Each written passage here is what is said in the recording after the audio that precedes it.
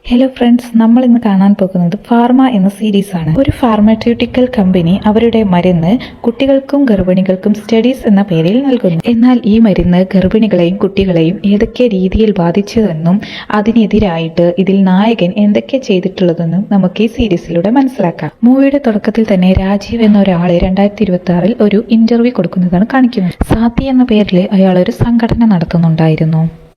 വലിയ കമ്പനികൾ ലക്ഷക്കണക്കിന് രൂപയ്ക്ക് വിൽക്കുന്ന മരുന്നുകൾ സാധാരണക്കാരുടെ ഇടയിലേക്ക് അവർക്ക് വാങ്ങാവുന്ന വിലയ്ക്ക് കൊടുക്കുന്നതായിരുന്നു സാത്തിയുടെ ലക്ഷ്യം. 2008 ഇവര് ആദ്യം ഒരു സാത്തിയുടെ സംഘടന ആവിഷ്കരിച്ചിരുന്നു. എന്നാൽ ഈ വലിയ കമ്പനികൾ അത് തകർക്കാൻ ശ്രമിച്ചു. ആ വർഷം തന്നെയായിരുന്നു നമ്മുടെ നായകനായിട്ടുള്ള KP വിനോദ് ഒരു മെഡിക്കൽ റെപ്പായിട്ടും വർക്ക് ചെയ്തിരുന്നത്. RS ലൈഫ് എന്ന ഒരു ഫാർമസ്യൂട്ടിക്കൽ കമ്പനിയിലായിരുന്നു KP വിനോദ് വർക്ക് ചെയ്തിരുന്നത്. ആ കമ്പനിയിലെ അലക്സ് എന്ന ആളുടെ കീഴിലായിരുന്നു KP വിനോദിന്റെ ആദ്യത്തെ പോസ്റ്റിംഗ്. നായകന്റെ അമ്മയും ഒരു ഫാർമസിസ്റ്റ് ആയിരുന്നു. അതുകൊണ്ട് അവൻ ഈ വക കാര്യങ്ങളിലൊക്കെ നല്ല അറിവായിരുന്നു. അതെല്ലാം അലക്സിനോട് പറയുമ്പോൾ അലക്സ് അതൊന്നും വകവെക്കുന്നില്ല. നീ മുമ്പ് പഠിച്ച കാര്യങ്ങളൊക്കെ മറന്നേക്ക്, ഇവിടെ എന്താണോ ചെയ്യാൻ പറയുന്നത് അത് ചെയ്താൽ മതി എന്നാണ് അലക്സ് പറയുന്നത്. നായകൻ ഒരു റൂമും റെഡിയാക്കി കൊടുത്തിട്ട് നേരെ പല ഹോസ്പിറ്റലുകളായി ചെന്ന് ഓരോരോ ഡോക്ടേഴ്സിനെയും ഒക്കെ പരിചയപ്പെടുത്തി കൊടുക്കുന്നുണ്ട്. അവനെപ്പോലെ വർക്ക് ചെയ്യാൻ വന്ന ഒരുപാട് മെഡിക്കൽ റെപ്പിനെയും അവിടെ കാണാം. എന്നാൽ ആ ഡോക്ടറിന്റെ അമ്മ മരിക്കുന്നത് കാരണം ആ ഡോക്ടറിന് ആരെയും ഇന്ന് കാണാൻ താല്പര്യമില്ലെന്ന് പറഞ്ഞു പോകുന്നു. എന്നാൽ അലക്സിനെ മാത്രം അദ്ദേഹം ഉള്ളിലേക്ക് വിളിക്കുന്നു. ഇതൊക്കെ ഒരു കച്ചവടത്തിന്റെ ഭാഗമായിരുന്നു. ഡോക്ടർ 300 പ്രിസ്ക്രിപ്ഷനിലെങ്കിലും എഴുതുകയാണെങ്കിൽ അദ്ദേഹത്തിന് വിദേശത്തേക്കൊരു ടൂർ പാക്കേജ് കൊടുക്കുന്നുണ്ട്.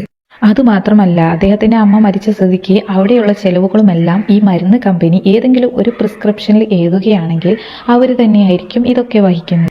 ഇതേ ഹോസ്പിറ്റലിൽ തന്നെ മറ്റുള്ള ഡോക്ടേഴ്സിനെയും സ്വാധീനിച്ച് മറ്റുള്ള രോഗികളിലേക്കും ഈ മരുന്ന് എത്തിക്കുകയാണെങ്കിൽ അതിനുള്ള കമ്മീഷനും ഒക്കെ ഇവർ കൊടുക്കുന്നുണ്ട്. എന്നാൽ തന്നെ ഇവിടെയുള്ള നല്ല സത്യസന്ധരായിട്ടുള്ള ഡോക്ടേഴ്സ് ഒന്നും ഇവരുടെ കെണിയിൽ വീണിട്ടില്ല. ഇവരുടെ കെണിയിൽ വീഴാത്ത ഒരു ഡോക്ടറായിരുന്നു ഡോക്ടർ രാജീവ്. ഡോക്ടറുടെ സാത്തി സംഘടന തുടങ്ങിയിരുന്ന സമയമായിരുന്നല്ലോ. സാത്തിയിൽ കൊടുത്തുകൊണ്ടിരുന്ന വളരെ വില കുറഞ്ഞിരുന്ന മരുന്ന് ഇവരുടെ കമ്പനിയിൽ വളരെ വില കൂടിയ മരുന്നായിരുന്നു. അതിന്റെ പേരിൽ ഇവിടെ ചെറിയ പ്രശ്നങ്ങളൊക്കെ ഉണ്ടായിട്ടുണ്ട്. ക്യാൻസർ രോഗിയായിരുന്ന തന്റെ ഭാര്യയെ ചികിത്സയ്ക്കായി കൊണ്ടുവന്നതായിരുന്നു ഒരു ഓട്ടോ ഡ്രൈവർ. ഇവിടെയൊന്നും ഈടാക്കിയ മരുന്നിന് സാത്തിയിൽ വളരെ വില കുറവായിരുന്നു. അത് രാജീവ് എടുത്തു കാണിക്കുമ്പോൾ ആ ഒരു പ്രശ്നത്തെ സോൾവ് ആക്കാൻ വേണ്ടിയിട്ട് അലക്സ് ശ്രമിക്കുന്നുണ്ട്. ഓട്ടോ ഡ്രൈവറോട് അലക്സ് പറയുന്നുണ്ട്, ഞാനൊരു ഡ്രസ്സ് വാങ്ങിക്കുമ്പോഴും ചെരുപ്പ് വാങ്ങിക്കുമ്പോഴൊക്കെ വില കുറഞ്ഞ സാധനങ്ങളാണ് വാങ്ങിക്കാറെന്ന്.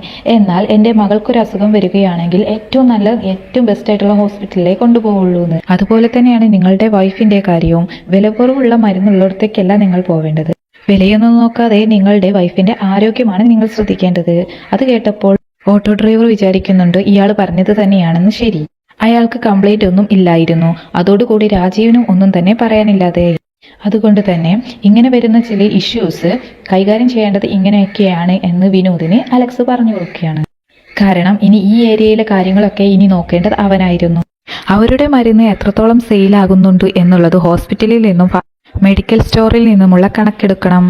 അങ്ങനെ അവൻ ഹോസ്പിറ്റൽ ഫാർമസിയിലേക്ക് പോകുമ്പോൾ അവിടെയാണ് ഗൈനക്കോളജിസ്റ്റായുള്ള ജാനകിയെ പരിചയപ്പെടുന്നത്.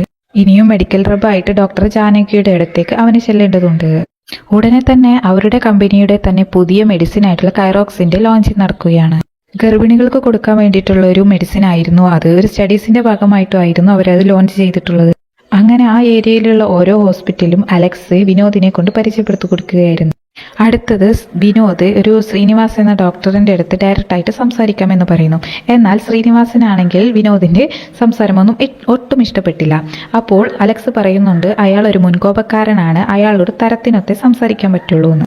ഇയാൾ മാത്രം നമ്മളോട് അത്രയ്ക്കൊന്നും അടുത്തിട്ടില്ല, അതുകൊണ്ട് നീ ഓവറാക്കാതെ നിൽക്കണം എന്നൊക്കെ അലക്സ് വിനോദിനോട് പറയുന്നുണ്ട്.